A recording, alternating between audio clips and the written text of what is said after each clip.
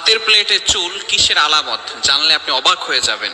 বর্তমানে আমাদের ভিতরে যে সমস্ত পুরুষরা রয়েছে, যদি ভাতের প্লেটে চুল দেখে অথবা খাবারের যে প্লেট রয়েছে সেখানে যদি চুল দেখে, তাহলে তারা রাগ হয়ে যায়। অ্যাঙ্গার পারসন, এমন ভাবে তারা আগুনিত হয়ে যায়, স্ত্রীর উপরে অ্যাটাক করা শুরু করে, আঘাত করা শুরু করে, কেন এখানে চুল এলো। মনে রাখবেন, স্ত্রীরা যারা রান্না করে তারা কিন্তু ইচ্ছা করে সেখানে চুল দেয় না, ইচ্ছাকৃত ভাবে চুল দেয় না। এখানে কিন্তু অনেক গুরুত্বপূর্ণ একটি বিষয় রয়েছে।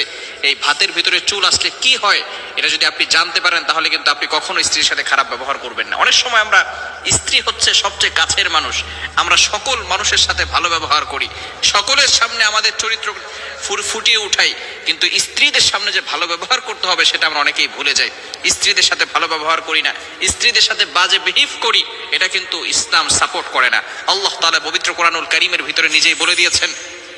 আপনি পবিত্র কোরআনুল কারীম খুলেন, 4 নম্বর পারার 20 নম্বর